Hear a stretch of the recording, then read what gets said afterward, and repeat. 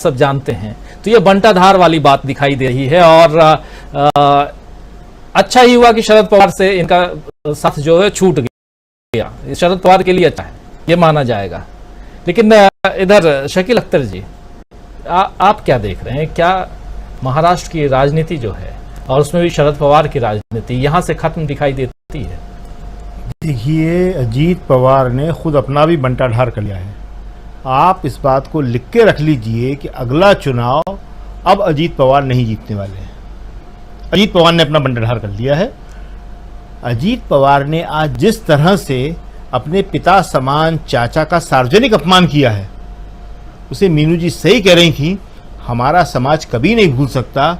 और महाराष्ट्र के लोग बहुत संस्कारी हैं, वो शायद वहाँ रही भी हैं मीनू जी, वो जानती है महाराष्ट्र को। हम भी काफ़ी आते जाते रहे हैं। हमारे हिंदुस्तान में जो क्षेत्र हैं उनमें महाराष्ट्र है अभी भी बड़े संस्कारगत तरीके से रहता है, बड़ी पुरानी संस्कृति है वहाँ घर परिवारों में। जिस तरह से उन्होंने उनकी उम्र का व्यंग किया, उनकी उम्र पे चोट की, वो किसी को भी अच्छी नहीं लगी है। बहुत सारी शरद पवार में बुराइयां होंगी, लेकिन इस तरह उनका अपमान करना, उस आदमी करना जिसने उंगली पकड़ के उन्हें राजनीति करना सिखाई है, तो बंटाधार तो आज अजीत पवार ने अपना भी कर लिया।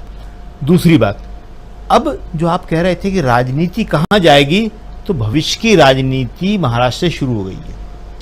उद्धव ठाकरे ने घोषणा कर दी है कि वो 9 तारीख से महाराष्ट्र के दौरे पे निकल रहे हैं। ये बहुत बड़ी घोषणा है और यही घोषणा जो है न केवल महाराष्ट्र बल्कि भारत की राजनीति को तय करेगी। क्यों? क्योंकि उद्धव ठाकरे या ठाकरे परिवार कभी भी बॉम्बे से बाहर, मुंबई जिसे अब कहते हैं, नहीं निकलता था। लेकिन अब समझ गए हैं उद्धव ठाकरे कि अगर उन्हें राजनीति में रहना है और शिवसेना को, जो उनके पिता उसे जिंदा रखना है, हर लड़का अपने पिता के साथ एक बड़ा ही अटैचमेंट है। अजीत पवार जैसे लोग कम होते हैं जो अपमान चाचा का इस तरह से अपमान कर दें और वो बातें कह दें जो आपस में दोनों के मिल के साथ हुई थी। हम और आप जब साथ राजनीति करते हैं या साथ कोई काम करते हैं तो वो बातें इस तरह बताना बहुत शर्मनाक है। आज अजीत पवार का कद बहुत छोटा हो गया है, बहुत नीचे गिर गए हैं अजीत पवार। हमें याद नहीं है कि इतिहास में, हिंदुस्तान के इतिहास में इससे पहले कोई भतीजा इतना कृतज्ञ हुआ हो। कोई भतीजा इतना कृतज्ञ कोई नहीं बता सकता कि जो इतने नीचे अपने पिता समान चाचा के लिए गिरा हो। खैर, वो अपना हश्र खुद जानेंगे, जो उन्होंने किया है वो उन्हें भोगना पड़ेगा। लेकिन उद्धव ठाकरे ने यह कह के कि मैं महाराष्ट्र के दौरे पर निकल रहा हूं, पूरे महाराष्ट्र की राजनीति बदल दी। ये जो प्रकरण हुआ, जो तोड़फोड़ की, इसके 2 बहुत खास पहलू हैं। एक, मोदी जी चाहते थे कि इस तोड़फोड़ के जरिए जो है पूरे देश में वो एक भय का माहौल बना दें। वो काफ़ी हद तक बना है, अखिलेश यादव पे बना है, दूसरी और पार्टियों में भी बन रहा है, बिहार में भी इसका थोड़ा बहुत असर देखने को मिल रहा है। लेकिन अगर 2 आदमियों पे नहीं पड़ा जो अभी तक हम देख रहे हैं, वो एक उद्धव ठाकरे पर और एक राहुल गांधी पर। चाहे कितना डरा लें मोदी जी, अब राहुल का रास्ता रुकने वाला नहीं है। और दूसरी बात, इसी तरह उद्धव ठाकरे जो हैं महाराष्ट्र का दौरा करके साफ संदेश दे दिया कि वो अपनी वापसी को सुनिश्चित कर रहे हैं। इस प्रकरण ने उद्धव का कद बहुत बढ़ा दिया है।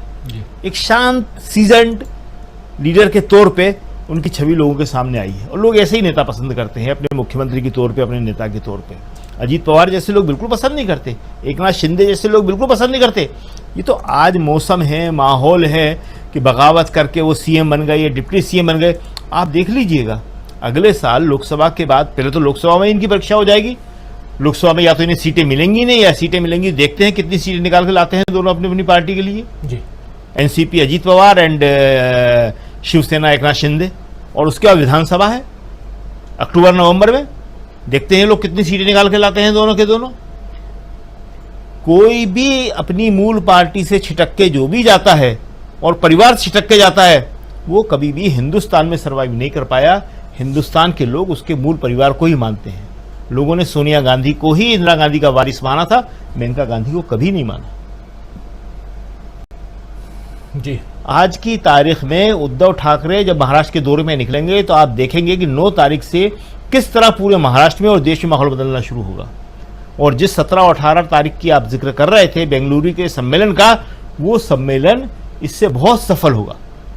लोग हो सकता है कम आए, जो लोग पटना गए थे उनमें से हो सकता है 2-3 लोगों के नाम कट जाए, नहीं आए, लेकिन उससे कोई फर्क पड़ने वाला नहीं है। अब जनता जो है वो राहुल के साथ आ गई है, और जनता का साथ आना राहुल का ताकत तो बढ़ाई गई, विपक्ष में ये उत्साह पैदा करेगा, ये हिम्मत पैदा करेगा और ये समझ पैदा करेगा कि राहुल के साथ लेके ही हम मोदी का मुकाबला कर सकते हैं। जी, जनता के बीच एक पॉपुलर चेहरा, एक जन नेता के रूप में राहुल गांधी जो है वो मौजूद हैं, और ये बात अब विपक्ष अच्छी तरह से समझ रहा है, चाहे लालू प्रसाद यादव हो, चाहे नीतीश कुमार हो, चाहे शरद पवार हो। और इन सब के अलावा 2 नेता और हैं, एक हैं वेस्ट बंगाल की, पश्चिम बंगाल की मुख्यमंत्री ममता बनर्जी, और एक पूर्व मुख्यमंत्री उत्तर प्रदेश के अखिलेश यादव। उनको भी अपना वजूद बचाना है अगर, तो उनको भी साथ में आना ही होगा। तो बहुत दिलचस्प होगा, बहुत मजेदार होगा 17-18 तारीख को कौन कौन लोग बेंगलुरु में पहुंच रहे हैं। और हम यहाँ चर्चा लेकिन बेंगलुरु की नहीं, महाराष्ट्र की कर रहे हैं। क्लोजिंग कमेंट चाहूंगा संजय जी आपसे। संजय जी, क्या लगता है आपको, ये अब इसके बाद शरद पवार कहाँ दिखाई देते हैं आपको?